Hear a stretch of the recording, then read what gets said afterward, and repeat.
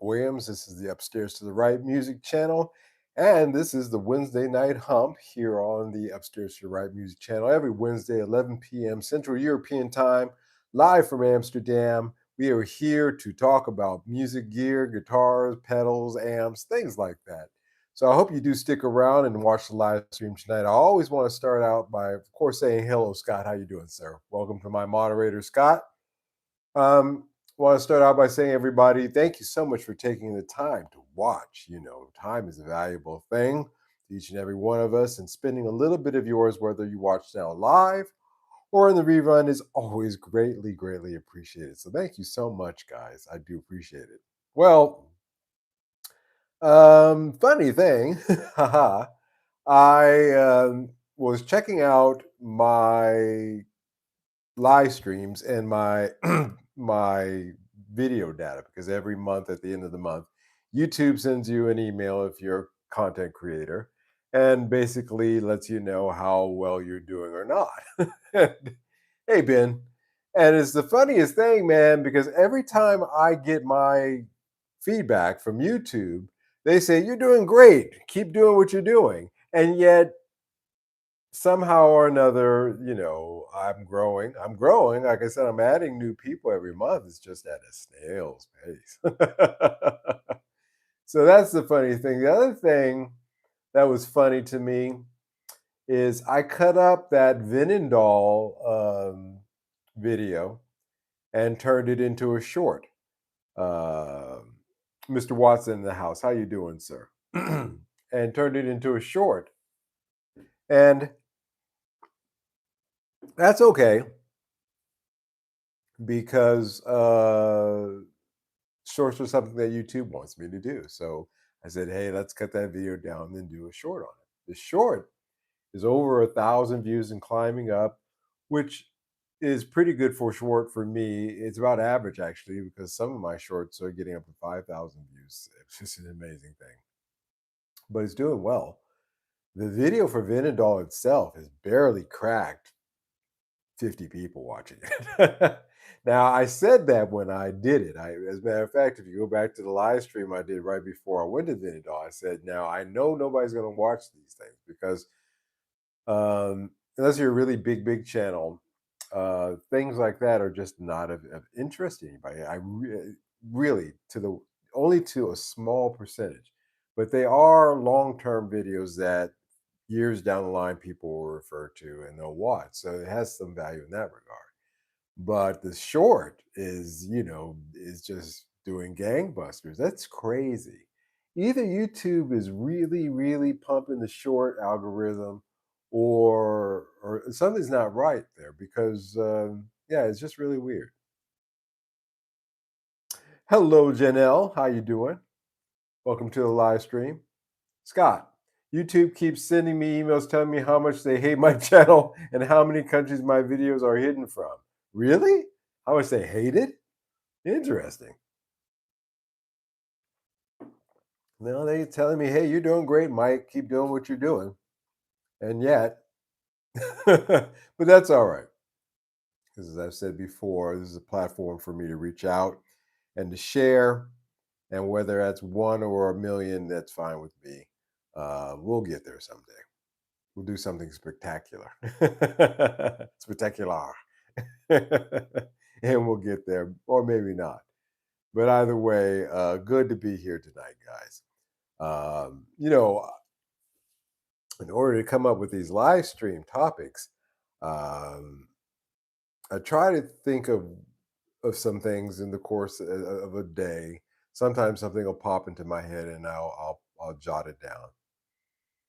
And a funny thought came to me, and tonight I kind of want to share that with you. Nothing too serious tonight.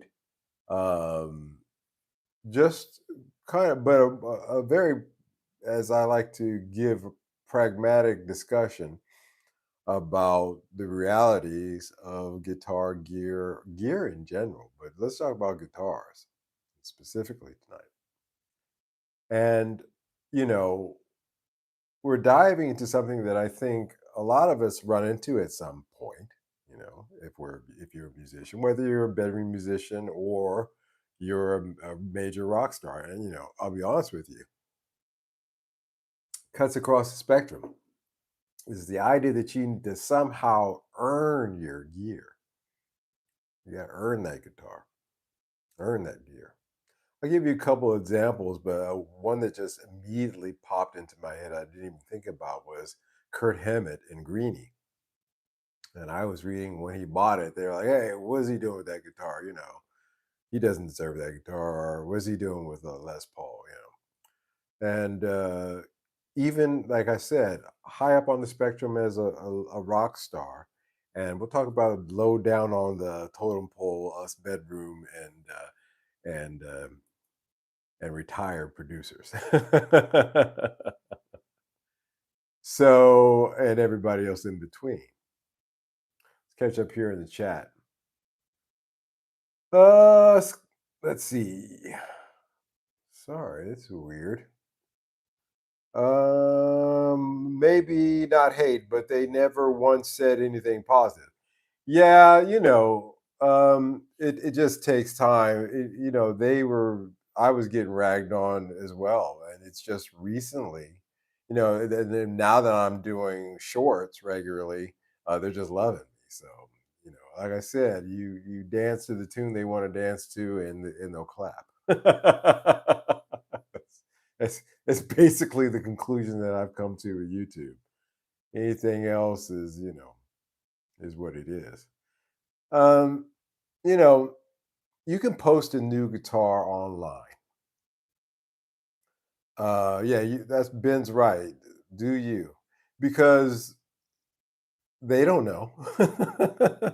They don't know what's going on with somebody's going. Like I said, you hit, you do something, and people pick up on it and blammo, and it's not because they helped you in any particular way, but they'll help you after that.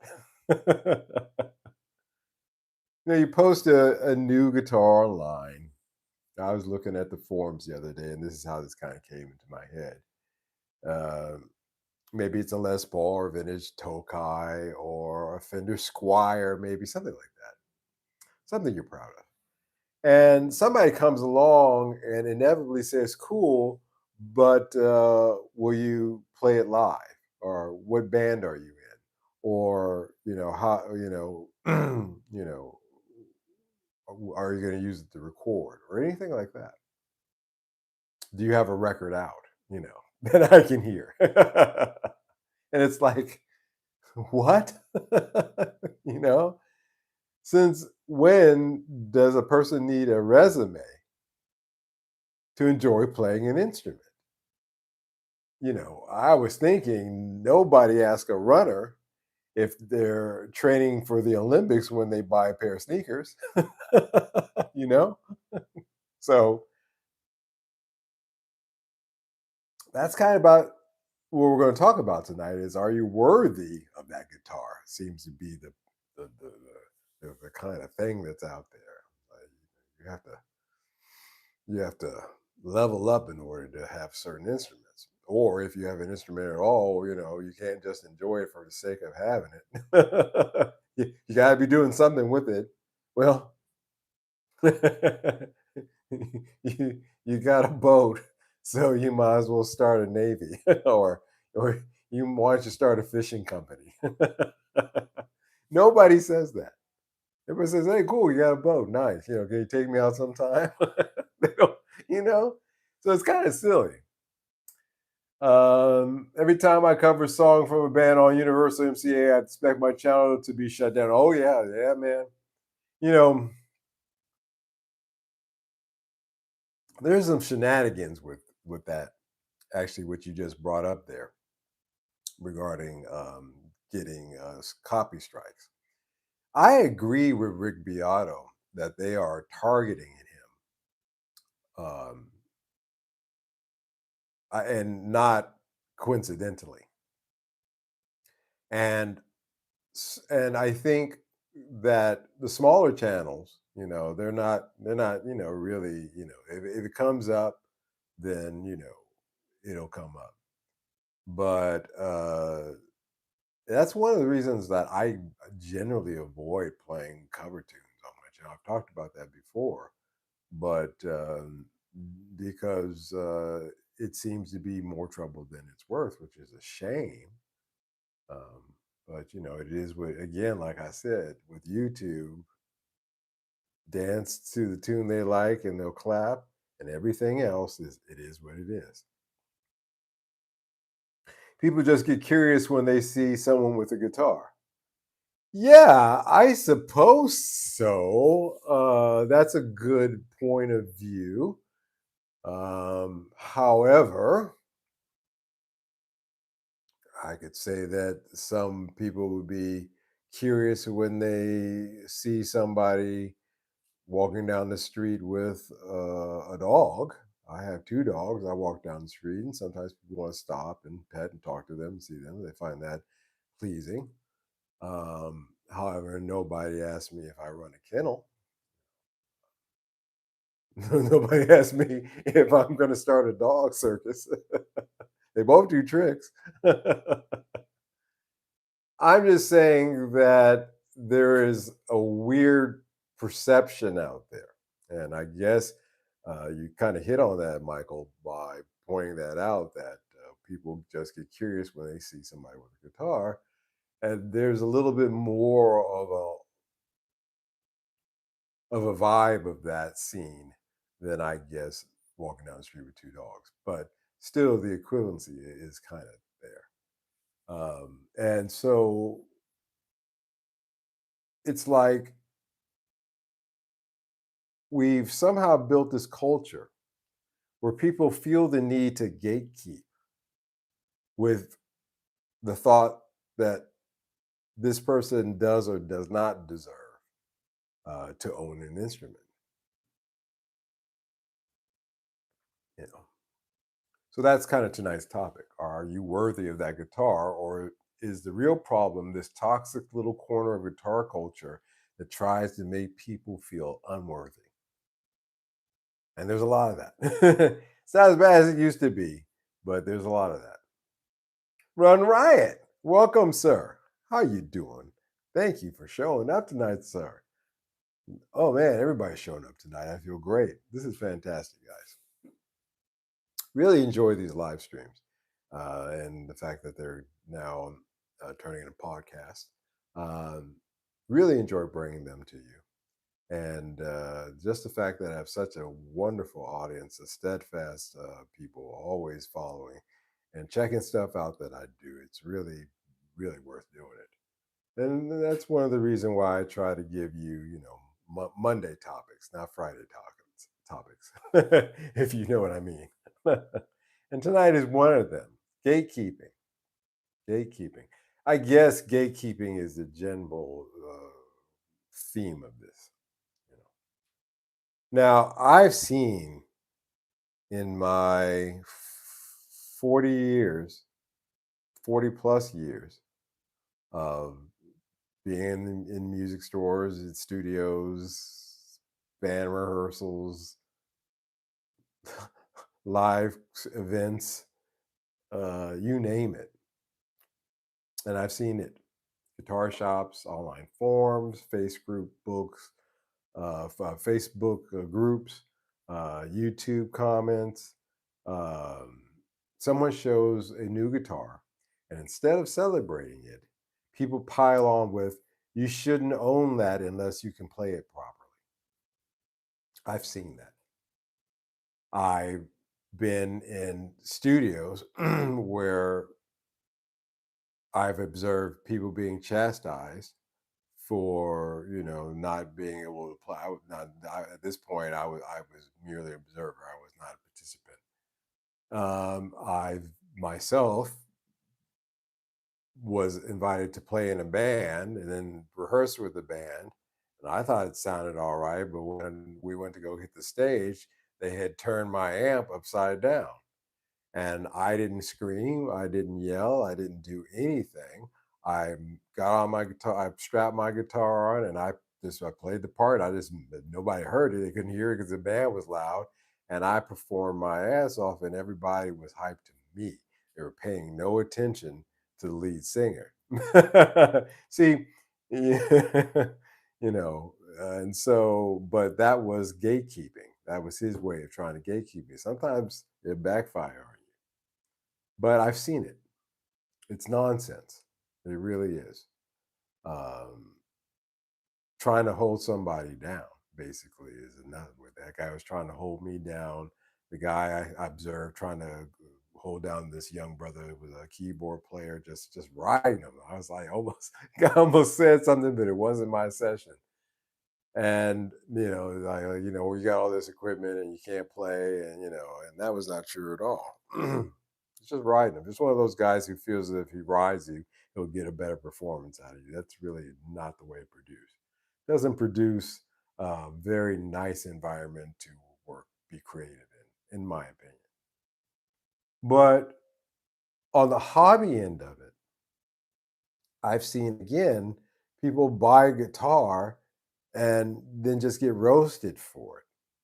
Really, a lot on Reddit, I think, is where the genesis of this thought came up, because I saw this guy post a guitar, and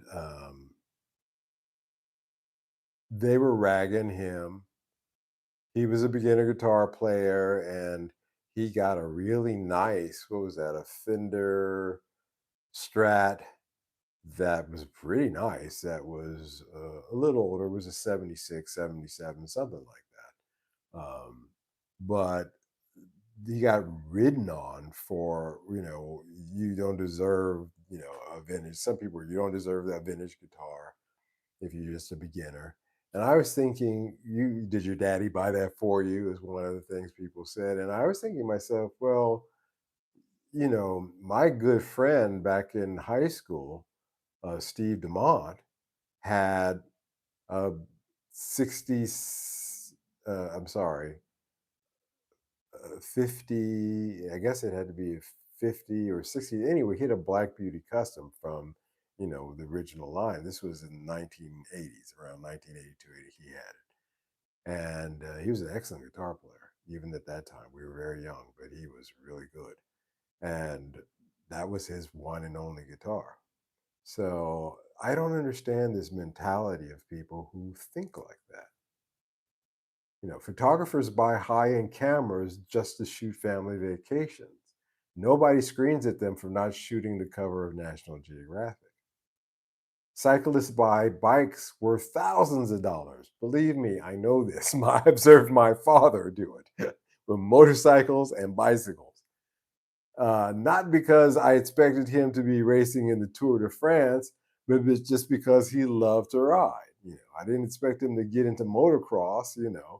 He just liked to ride, and I never made that connection. I said, "Hey, you're getting it. When are you going to join the motocross?" Golfers. I always talk about the golfers. I try to sneak them in some of these discussions sometimes. Drop serious money on clubs while barely breaking 100 on the course. And nobody says, hey, I don't think you deserve those irons. Especially if they're playing golf with their boss, they don't want to get fired. So nobody's going to say that. Right? I just I just find it interesting. I find it interesting. I spent a day at the ENT doctor and audiologist. I'm sorry. Sounds are so loud and sharp now. I liked it better when everything sounded like it was in a different room. I'm sorry, Scott, that you're going through that, man, and I hope that you heal up from that. I don't know what an audiologist is. Audiologist. That's an interesting term. I have to look that one up. Um, Brian, hey, how you doing? Welcome to the live stream. So, it's funny. This is weird. We don't do that. My dad bought, and I wish he still had it because I love that bike. He bought a Honda 2. It was a Japanese Honda 250. And they were small bikes, but back in the day, they were really nice. I saw one on Pawn Stars once, and this guy was, or one of those related shows on the History Channel, and I was like, wow, my dad had that bike at one point. And but when he bought it, I didn't think that he was going to be signing up for the motocross. I really didn't. I didn't make that connection. He was an airline pilot. That's what he did. just like bikes. So, oh, a doctor who tests your hearing. Oh, I see. Well, I've had that done. um, I've had that done. My hearing actually is pretty good. It's my eyes that are getting shot. But guitars, just for some reason, guys, people act like you're committed a crime if you buy something above your pay grade or skill grade. And that's the heart of gatekeeping. It's insecurity disguised really as authority, some kind of moral authority. Thou shalt not play an instrument below thy pay grade. You're not worthy. You're approved. You're not approved, is the thought there. So there's that. Was it a SL250? Let me look that up. Let me see if I can find that. 1970s Honda 250. See if I can find a picture of it. I'll do it live, damn it. I'll do it live. Is that it? I think this may be it. Yeah, alles incepten. Yep, that's it. The CB250T. CB250T. My dad had this bike. And I still really do wish that he still had this bike. Um, he picked me up, he would pick me up from elementary school. So this had to be between 72 and 75 or so, as I said, 75, so somewhere in there, um, on this bike whenever he was in town in between flights.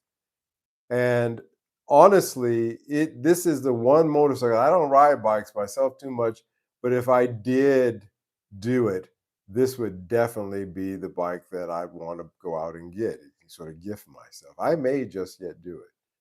I may do it. Not here, but if I'm in Japan, this would be a bike in Japan that I would try to find, and that would I'd ride it around.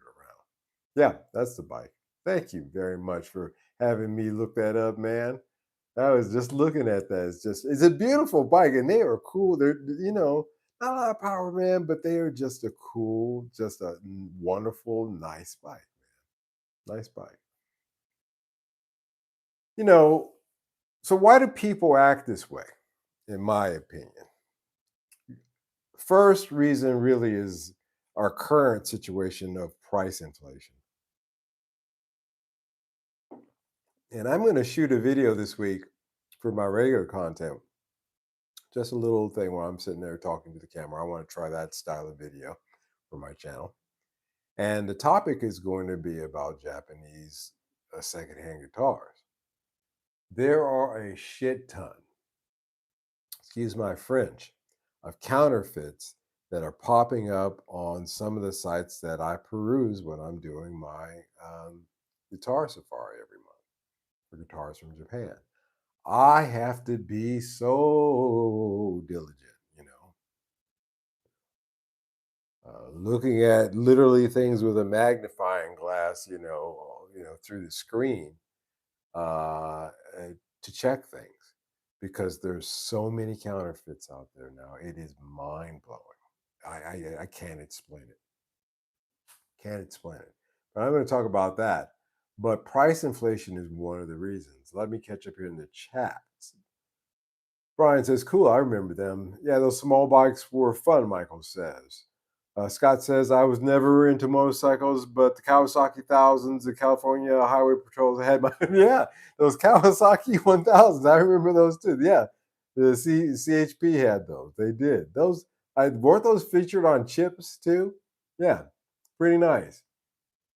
Well, right, it looks pretty damn cool from the pics online. Bet your dad was one of the cooler dads picking the kids up at school. If that, but oh yeah, man, you have to know it because it's elementary school, Windsor Hills Elementary, in Windsor Hills, California, where I grew up, and Yeah, the other kids, really were like, "Wow, your dad's got a motorcycle," and because this was this, 70s, that stuff was, damn it, it still is cool. That's one thing that hasn't changed.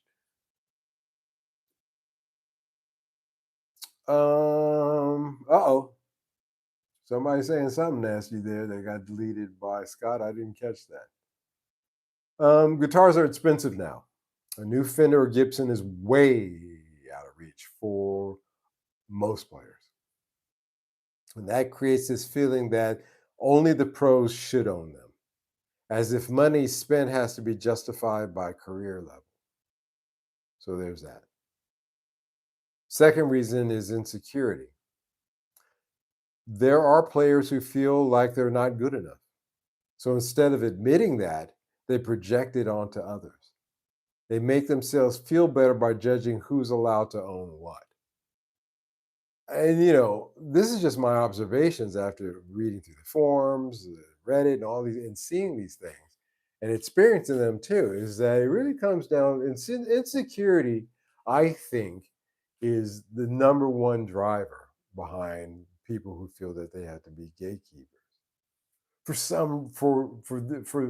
some reason, but it's usually based in insecurity. No, it's funny. I'm going to go on one of my tangents. You guys will excuse me, but it is related. It is music business related. I was noticing, I was on YouTube and the performer Lizzo came up. And I remember last time I was reading about Lizzo was she was here in Amsterdam getting into serious trouble, getting into issues. And I remember when she was introduced, she was what people were calling a body positive model, um, who obviously has a little bit of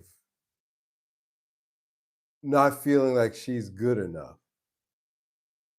And instead of internalizing that, she externalized it, particularly that time that she was at that Kennedy Center event wearing nothing in front of all these people who are dressed to the nines themselves, and she's up there barely almost naked and just looking like a potato in a G-string and playing a glass flute that was owned by a president of the United States and externalizing that internal hate and then telling everybody else that if you say something about it, there's something wrong with you. Well, recently, fast forward to now, she's lost weight. She's slimmed down considerably. And she's talking about how much of diet she's on and she's doing all this stuff.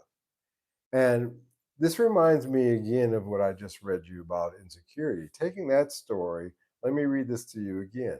There are players or performers who feel like they're not good enough. So instead of admitting that, they project onto others. They make themselves feel better by judging who's allowed to say what's acceptable and who and what's not. You see, this kind of insecurity pervades throughout the music industry and in society as well in general with the Lizzo point. Because a lot of those body positive YouTubers I read in an article, a great deal of them are dead now from obesity issues, related issues. They died. I saw a woman the other day who was incredibly large. She was getting up to 4 stone, man. I kid you not. And her parents and everybody who were trying to tell her, hey, you need to stop this. You're going to die. You can't do this. You can't be like this. You got to give this up. And she says, I've cut them off. I'm not going to speak to them anymore. And again, that is just a form of insecurity and allowing who can tell you what's right and what's right. Again, we have to be cognizant of this in our own selves so that we don't make those kind of judgments, and nor do we accept anybody who puts those kind of judgments on us or in front of us. We have to call bullshit, where bullshit needs to be called. Because if we don't, if we lose the ability or we are silent about that, then it just gets worse. So there's that.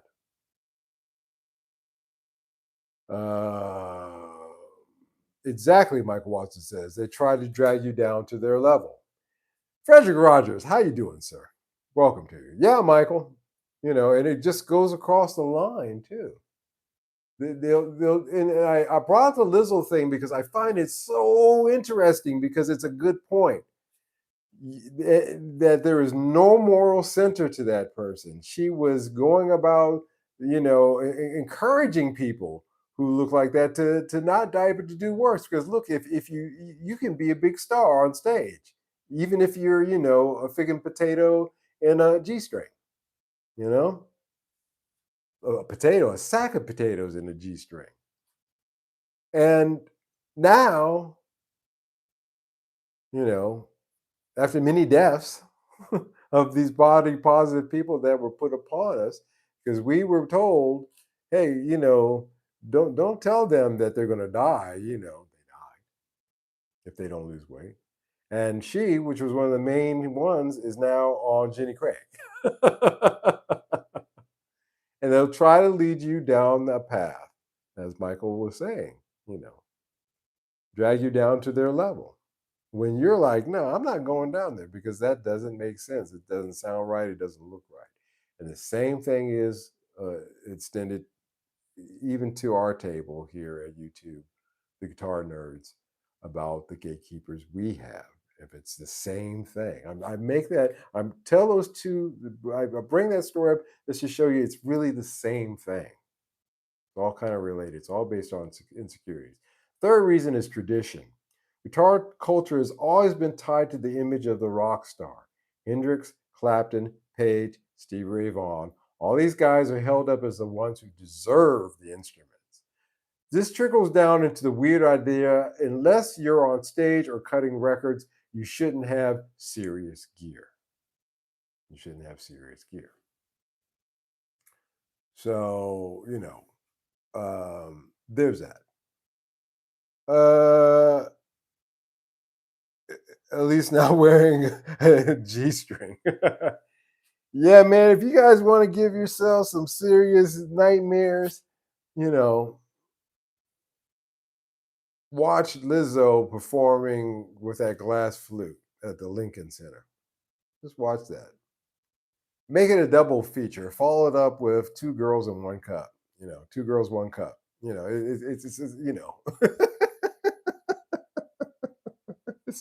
It's equally as gross. I'm just saying.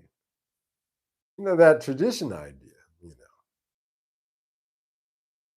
unless if you're a bedroom player, you're okay with a Squire. But if you're just a bedroom player, what are you doing with that vintage guitar? What are you doing with that $6,000, whatever? What are you doing with those things? Why would you spend all that money unless you're planning on using it uh, to cut a record or go out and start, but and playing clubs, busking or something.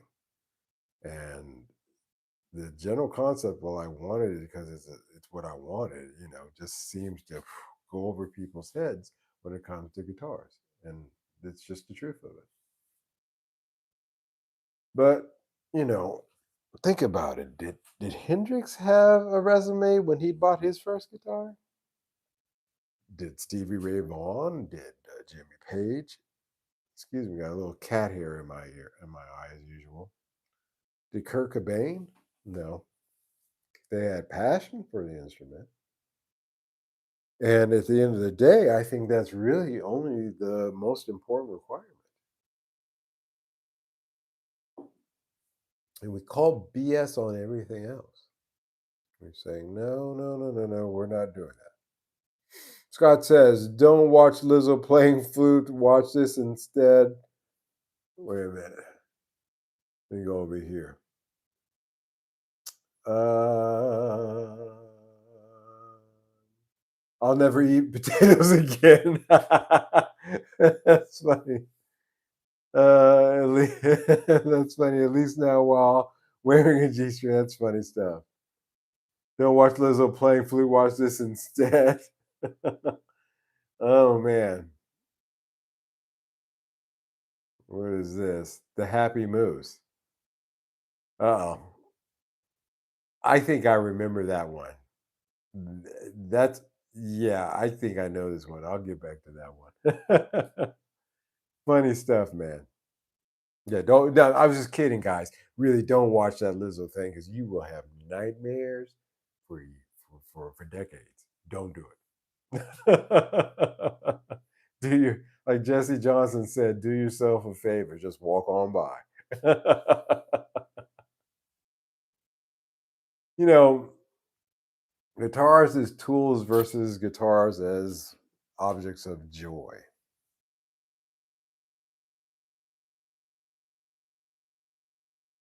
I think since I became a professional musician, I have always looked upon them as tools. I have tried to find the joy in it because that's the moving target. And if you've played long enough, you'll understand what I mean by that. Um, some people see guitars as tools, others see them as sources of joy, some see them as both. All of this is valid. For the pro, the guitar is a hammer. You know, it's used to make music, to make a living. And durability, reliability, and honestly, resale value comes into that kind of mindset. However, for the hobbyist, the guitar is more like a classic car. Maybe it never leaves the garage, but it only gets played on Sundays. But just looking at it, even just sitting there in the garage, man, it makes you happy. And if it makes you happy, like Sheryl Crow said, you know, uh, then go with it. Somebody just earlier said to Scott, be Scott, be you, go with it. I mean, if it makes you happy, you go with it. And sometimes that's okay. I think having a pretty sweet guitar, you know, if, hanging on the wall or a rack or whatever, when you walk in, it could be the equivalent to some guys walking to a garage full of classic cars. As you walk into a room, you may never play any of them, but you walk into a nicely designed room, you know, with a few really nice vintage pieces in it, then just sometimes walking in that room will give you a little bit of joy. Like, wow, I have some nice guitars. And I can dig that. Again, you know, the same Les Paul custom or vintage Fender can serve both of these groups, the professional and the hobbyist, just as well. Now, I've sold to collectors who can barely play. I have. But these guys, I noticed when they wanted me to get a certain guitar, it was because of the history of it. They had to have this guitar because it had X, Y, and Z history to it, and the craftsmanship as well. Particularly, of course, with the made in Japan guitars from the 70s and 80s. And I've seen beginners buy a really nice instrument out of the gate because I've helped them buy it. My next door neighbor's kid, he needed a guitar, and he's a lefty, and I found him a beautiful Fender. What was that? A Mustang? Was it a Mustang? Yeah, in Lake Placid blue, and it was just an awesome guitar. And it was not inexpensive; it was a very expensive guitar, but still, in all, it, it was just something right out of the gate that I knew that he could play. He had been playing acoustic guitars up to that point as his first electric. That's a keeper. That's something that he can play from now until the end, and it'll hold up. And it inspired him too. So I've seen that. I've experienced all sides of that being a guitar dealer. I've seen that with customers, all types. And I think this is one of the things that actually, you know, where I get a little bit of joy. It's to be able to share a story like that with you. It's a true story, and to feel good about that. Feel good about that because I brought joy to a lot of players of a lot of different levels. And so maybe for a guy like me, there's a third category spreading the joy. Those who enjoy spreading the joy. Yeah, there is a third category there, actually, now that I think about it. Yeah, and you may be in that category yourself as well. But the key of it is inspiration. The guitar makes you want to pick it up, then that's the right guitar for you. Everybody says, "Well, what do you think about this?" And I guess I'm like, "Yo, man, which is the one when you hit a C chord on it, does it make you feel good? Do you like the way it feels? Do you like the neck? Do you like the shape of the body? Do you like the weight? Do you like the tone?" See, again, these things are subjective, and I can only say to you, summing all that up, pick the one that you like the best that works for you. But no matter what your skill level is, get the one that you like the most. If you're a pro, but you picked up a Squire like Mike Ruckford from Genesis. Boy, my tongue is not working tonight. Genesis did, and plays that live. They actually picked up a few of them because they were cheap. That's great. But if you're starting out teen and you decide that you want to get a 60s black custom Gibson like my friend Steve DeMond did, then do that as well. Equally are valid. you know Whether you're the pro or the beginner, you can switch roles. You don't have to. The pro doesn't have to have the vintage guitar, and the beginner doesn't have to have the Squire. You find the one that you like that works for you, no matter what your skill level is. Imagine if buying a guitar really did require a resume, though. You walk into the shop, they hand you a clipboard. Please list all your albums, notable gigs, and scale knowledge. That was just to get in the front door of the Guitar Center.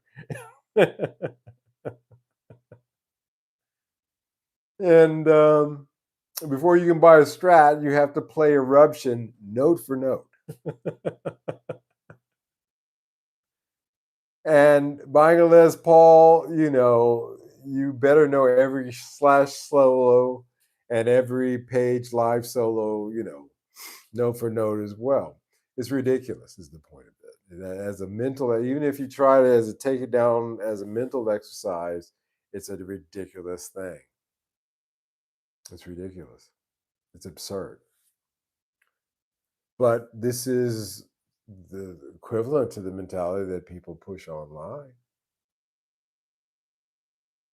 It's always been absurd. It always will be absurd. But we're just pointing that out. You know. Have you ever been judged for owning a guitar? I have. Maybe you bought something nice and someone made you feel like you didn't deserve it. And should professional gear be reserved for pros only? See, I throw these questions out to you guys to consider yourselves. What is the heck is going on here? My live stream feed has completely crashed. And the chat, oh, there we go, wasn't even in, I don't even know what language that was. I found that price, Scott says, has nothing to do with how well a guitar plays or feels. I agree. I very much dislike playing some of my most expensive and limited ones, and my favorites to play are the cheaper ones I have. Yeah. You know, sometimes, you know, like I said, I surpassed all that. I got to that level of insanity where I said, none of these production guitars are exactly what I want. I'm going to have to put together one myself. And I hate to tell you guys this, I'm still not in love with that neck. on my on that Squire, my Franken Squire. I still don't know if I like that neck or not. I just have to tell you that I do not get along. I have done fretwork on it. I've gotten it smooth as a baby's bottom. I cleaned. I did all the fretwork on that. I did and got it to where I like it. It's just I don't like the frets. I like those spaghetti frets from those vintage Japanese guitars because I that's what I was been playing for decades. These medium jumbo frets, they feel like speed bumps to me. It's weird. I can play a guitar with them, but all these modern necks come with those. Now, you know, I'm not going to do a refret on a a Frankensquire, but I'm looking for a new neck again because I'm just not happy with. But again, the electronics I'm happy with, the sound I'm happy with. Couldn't be more happier. The setup, the way I've got it wired, it just sounds fantastic. But it's just funny. I'm not. I'm just. I thought I would throw that out with you guys. I'm looking for, and I'm still looking for. Now I'm looking for, not still looking for, but I've decided I don't like that neck, so I'm looking for another neck. Ben Elmark says, of course, not everybody should do what they want as long as it's legal and you're not hurting one of them or sending them to the ER. Yeah, hunting people is sport, as Amy says to Sheldon. At least we're not doing that. So I just think that more people, Ben, don't have the ability to think with that kind of clarity because they have insecurities. And they project these insecurities out in a multitude of ways, especially in our business. And it's another thing. Our business seems to be the one that, instead of scolding, celebrates, these people pushing these, insecurities out onto us. Every single person watching this has earned the right to play the instrument the moment they picked one up that they liked. That's the only resume that matters. And the next time someone tries to tell you you're not worthy of your guitar, if you're out there and you're young and you're hearing this, remember this, that your instruments are not medals that you win, they're instruments that you play. And it doesn't matter if you're shredding stadiums, recording at home, or just learning your first chords. Really, if the guitar brings you joy, then you deserve it, period. And keep playing it, keep enjoying it, and don't let anybody ever gatekeep you. You know, don't let anybody ever gatekeep you. No small stir. 1 in 50 off the assembly line is a gym. Yeah, that was the reason why. Welcome to the chat, by the way. No small stir. I just that again, like I said, I built one myself. I made a Frankenstein because I just wanted to. I got to that point, and now I'm still not done. Will it ever be perfect? I hope. I hope. We'll see. I mean, it's fine for now. I'm going to use it here in a minute to record with, but I have to be honest. To tell you the truth, I just don't like the neck. But I've had that experience on production guitars as well. The only ones that I haven't found one that I don't like yet, I don't like the size of them, some of them, but the Tokais in particular, I've got a Tokai coming in. We'll see how the neck is on that one. But I just have never had a Japanese guitar that I didn't hate the neck on or the frets. So keep playing, keep enjoying. Don't let the gatekeepers get in your head. Uh, just kind of you can't let it, because it will keep you from, sometimes if you're young enough, and somebody like what's his name, the guy we were playing in the jam circle, and some said he stopped everybody and said somebody's out of pocket. Well, of course I was out of pocket because I was learning how to play. And instead of encouraging me and stopping and saying no, let's play this, or try to play it like this, or to try to do this rhythm, he had to be really shitty and say somebody's playing out of pocket. Well, no shit, Sherlock.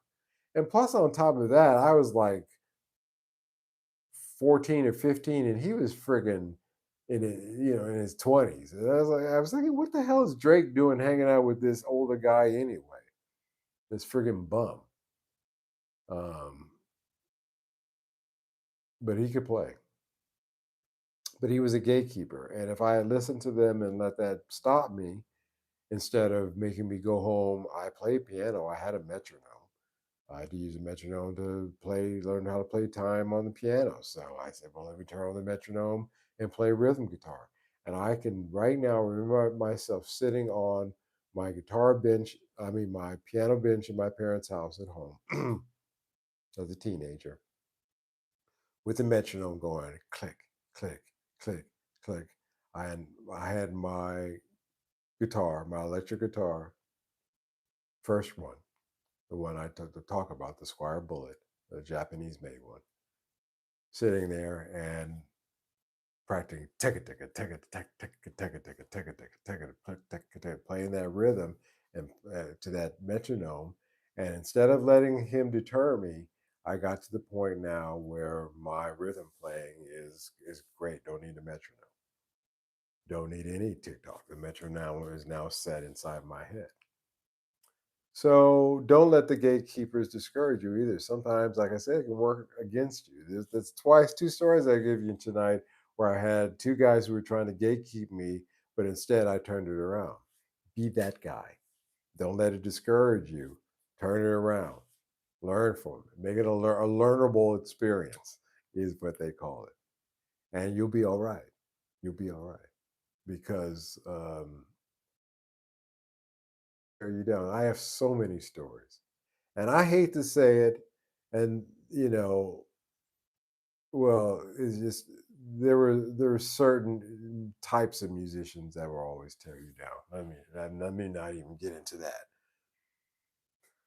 Say brothers can be very, very, very insecure. What we got here? Music companion, yo yo yo, how you doing, sir? Welcome. Omar, welcome, sir. Yeah, guitar brings an escape. I can play a piano bit, but I don't like it that much. Yeah, Omar. I had to play both. Music Companion says, I think, like Victor Wooten said, music is like music. You don't expect children to talk like adults, so we should teach beginning musicians instead of cutting them down. Yeah, he's right. Again, I could have let that situation, discourage me, but I didn't. And when there are times when I've sat down and tried to show stuff to younger folks, I've had patience because I remembered that, and kindness in my voice too. Patience, most importantly. Mike, are you a fan of MC5? No, no. I'm familiar with, but not a particular fan of. Gel guitar doors. Yeah, well, again, Omar, my mom's ex-boyfriend worked for the MC5 back in the day. Wow, no kidding, Omar. Hmm, interesting. No, not yeah, not really was my thing. So I can't really comment on MC5 too much. Or Maroon 5 either. So I guess either way. um, That's it, guys. Really, just putting that out there. That was my thought this week about gatekeepers, because I see it. Even YouTubers will make content that kind of is based upon that kind of ideology, and I just don't agree with it. I just don't.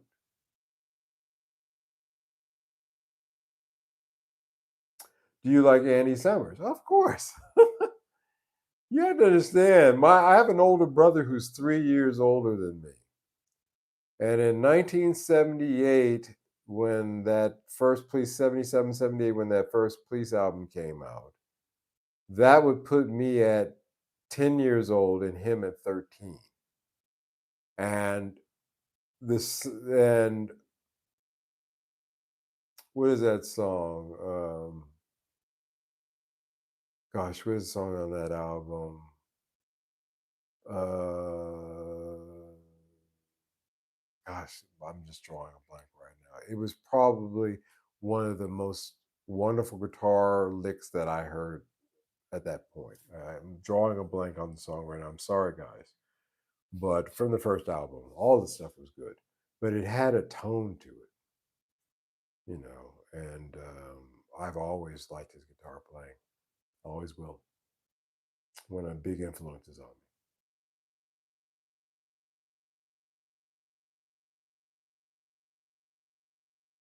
The MC5 song Jill Guitar Doors has been covered a lot.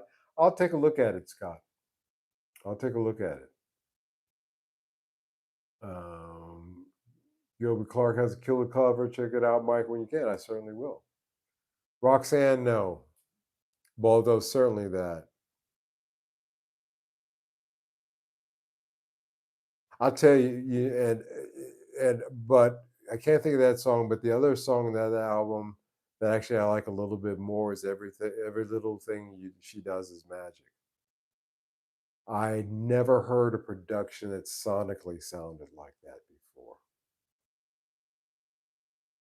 And still listening to it. The end, you know, it's a big enough umbrella, but it's always me that ends up getting wet. That ending part, to me, it's just, it's just wonderful composition and recording and everything and playing. It just sounds magical. The song sounds magical. Every little thing she does is magic. One of my favorite Police songs. My No, not my favorite. My favorite Police song for a lot of reasons. I wish the Police would have stayed together long, but who knows how long that would have worked out. Bands, they can't.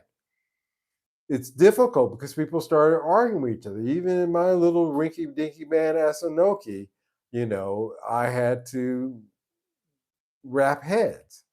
And if we had any kind of success, I could see down the line who was going to be the first person that was going to cause trouble. There's always something like that. And what they should have done was gotten. Looks like YouTube is doing one of its things again. Uh, yeah. Sorry. So yeah. So let's wrap it up here, guys, because I did this the other night. But fortunately, it happened tonight at the end of the stream.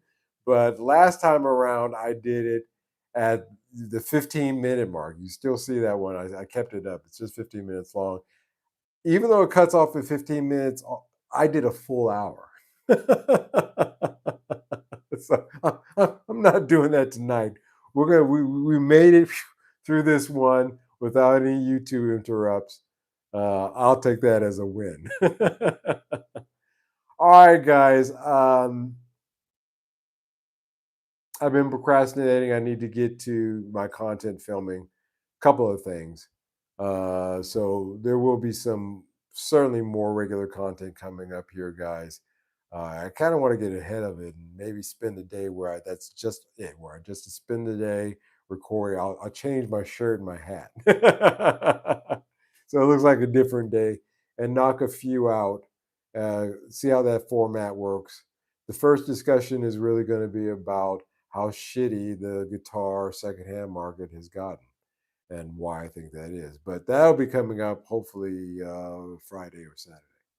Until then, you guys take care. I will see you on the Sunday at Mike's live stream, God willing. All of you guys take care. Night.